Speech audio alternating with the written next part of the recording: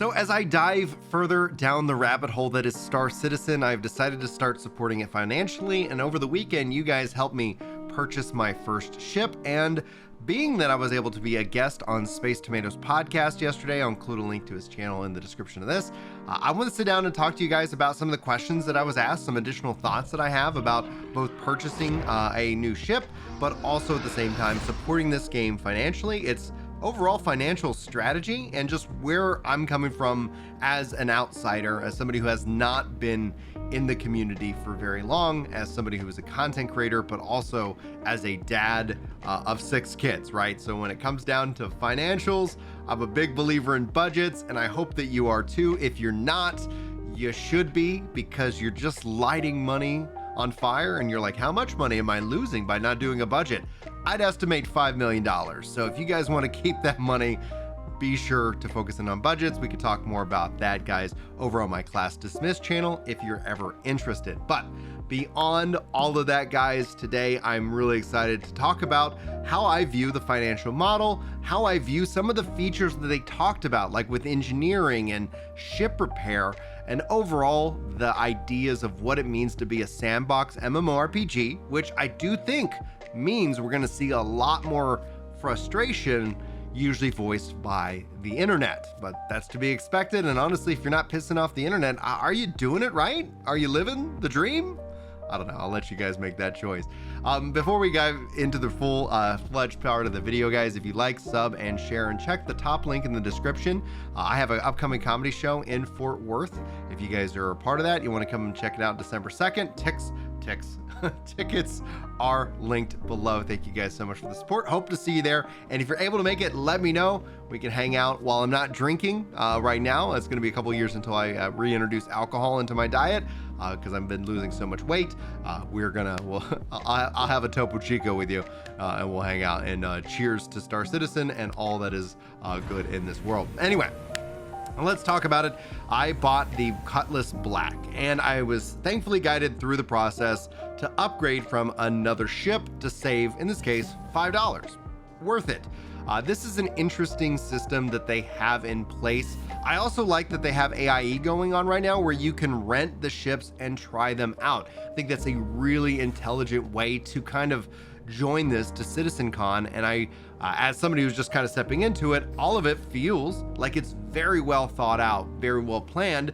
And I think that in and of itself is a positive thing to look at towards the future. It's not to say that the team is going to make this, different mistakes next time, or there's not going to be an issue at some point, just judging from the history of this game. But what it does see is that it looks like as the team kind of grows and matures, that the messaging and more is getting all in sync. So being able to participate, virtually through Star Citizen, but also at the same time learning of all the news and information and panels that happen online, I think in and of itself, it is one of the smartest marketing blitzes that I've seen. I've only seen comparison to like something like Final Fantasy XIV's Fan Fest, where they dole that out over the course of time, trickling out announcements and more. You guys can be the judge of what you end up preferring, but I actually am kind of enjoying this. And then it's perfectly fine for things to kind of shift into kind of a more quiet, waiting for the patch and maintenance cycle. But needless to say, all in all, well done. So I've been able to fly a couple of ships, but we decided to go with the Cutlass, and as probably you might expect, this is tied into the fact that I'm gonna get my kids into this game, y'all. Like, this in and of itself is like one of the things that while they're still young, it's not gonna be on the table for now. But when you start to think about whenever this game is going to get ready to start being in that release, candidate phase, which I would assume is going to be years and years and years from now, my kids are going to, be growing and aging into the ability to play this game together. Now, the first advice that I got after purchasing my ship was I shouldn't purchase any new ships.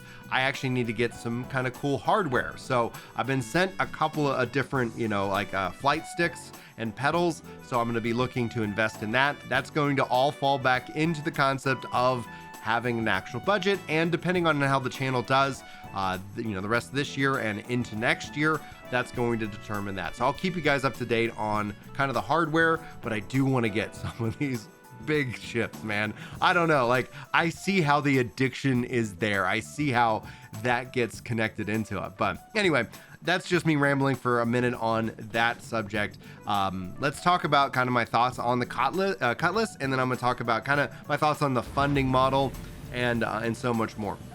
So first things first, stepping into the Cutlass, I think is incredible. Like, I was not expecting the size of this ship, and it would be interesting to see, and that they've talked about this, that they've done this, forgive any ignorance. It'd be interesting to see if they offered the ability from the website to try a ship out before you decide to purchase it. If that ends up being the case, let me know. Otherwise, like, that's the only thing when it comes to like purchasing. I didn't have any other issues outside of doxing myself on stream, but lesson learned. Thankfully, we were able to blur that out and never come to my house, people. I got too many kids. You will freak me out.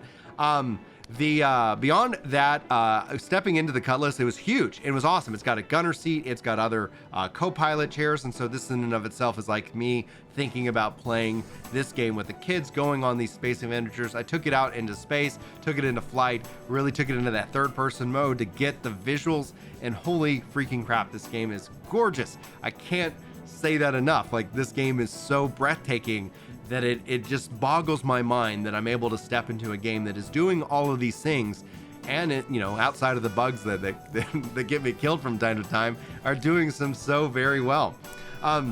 But all in all, I'm really impressed with the ship. It makes me excited. I already started like imagining what I could do with this ship, what missions I can run. And generally speaking, the number one question is like, how do you feel like you're going to play this game? And I think it falls into that I could see myself easily becoming kind of a miner, supplier, harvester, outpost guy, just kind of setting up my world and base, and just kind of building my fortune in the game in and of itself, which I think parallels or, you know, moves right into the idea of maintenance on ships. I'm a big believer in the Sandbox MMO, and that means when it comes down to it, sandboxes have inconveniences that players can fulfill. It leans more into the social aspect of video games as opposed to the solo player aspect, where the solo player aspect is you can do all things at all times, just go and have fun. There's games like that, but what I think a lot of people have craved is like games that offer downtime. That's real-time transportation, being able to jump in space and get up and walk around the ship and do different things, I think is a real strength of the social aspect that encourages chat, that encourages, you know, exploration and creativity and boredom, right? One of the things that we try to do in my family, and no judgment to anybody who thinks differently, is to not have screens in the car all the time. We'll use it as a tool, especially, you know, when we go on a long trip, to be able to reward the kids, you know, especially like sometimes it's nice to kick back, relax, and watch a movie. But it isn't the always time. And so when my kids actually complain about being bored, I feel like I'm doing my job as a dad right, because boredom, you know, the cure for boredom is creativity. And so your brain starts to think and expand, and that's perfect for sandboxes as opposed to the constant dopamine hit that the theme park model tends to offer you. But I know that there will be pushback and frustration from players that feel like Star Citizen has to become your job. And I push back on that because that is, I think when people think that means they feel like they have to do it all. Like, I have to gather all my resources, I have to craft all my resources, I have to do all these things. And I think that's tying into them coming from a theme park as opposed to like, well, maybe all I do is just mine up the stuff and put it up for sale. And that is my market. That is the game loop that I get to choose to play. And if there's things that I don't want to do, I can hire other players to do that. Or what I suggested on the podcast, it'd be interesting to see if like there was an AI component that had a, you know, like like, hey, we're gonna auto repair, we're gonna do these things for you, so you're not necessarily logging in expecting to play, but then realizing you got tons of ship maintenance to do. And in my mind, just as a heads up, I think that ship maintenance would be like me using the multi-tool and actually repairing my ship.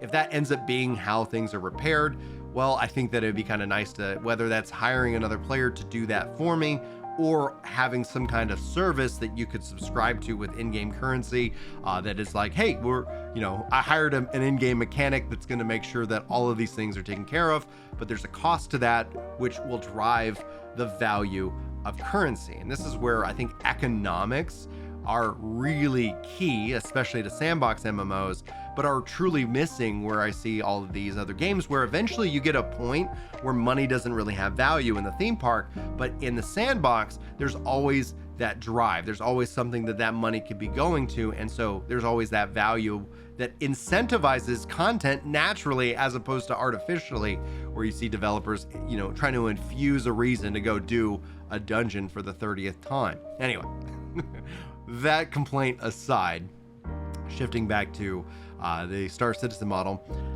you know, like the financial model really surprised me that they actually published their public numbers. You can see how much money is going towards the game. And at the last time I checked, it was at $627 million.